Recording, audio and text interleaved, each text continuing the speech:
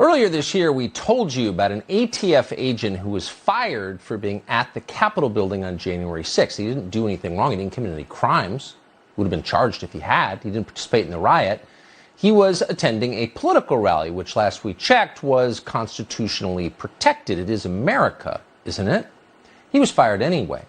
Now 2 Seattle police officers have been fired for the very same reason. Their crime was being near the Capitol building on January 6th. Alexandria Ocasio-Cortez was near the Capitol building on January 6th. She hasn't been fired. Why is that? Jason Rantz is the Seattle radio show host. He joins us with more on this story. So these guys, Jason, thanks for coming on tonight. Just to be clear, I want to make sure we get the facts right. These guys have not been charged with destruction of property, they weren't charged for rioting, were they?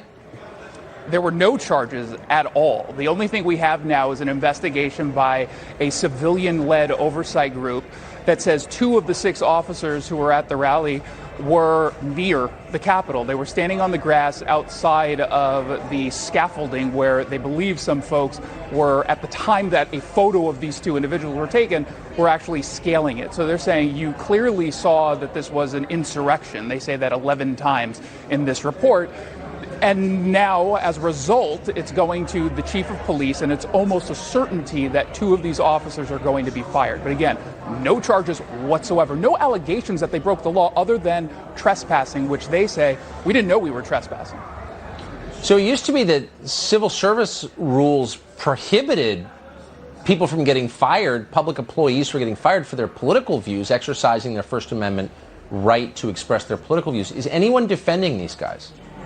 Well, the police union is defending it, and a few media members are defending what the officers did, only in that you shouldn't be fired for going to a political rally. And what was very clear during this investigation was they had no due process rights. They were compelled to turn over private documents, including text messages, photos, ATM receipts, under the threat of being fired. So if they said no, they could be fired. In fact, they had to do interviews. If they said no, they could be fired. So we're not going to pretend that this was a fair process. This was a politically driven process.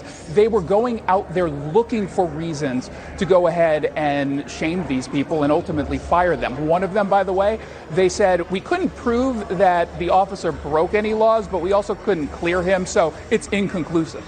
That's not how this is supposed to work. No. And even if you can't see that civil liberties are evaporating in a way that not in American history have we seen anything like this. Jason Rantz, I appreciate your efforts to chronicle what's going on. Thank you. Thanks, Tucker.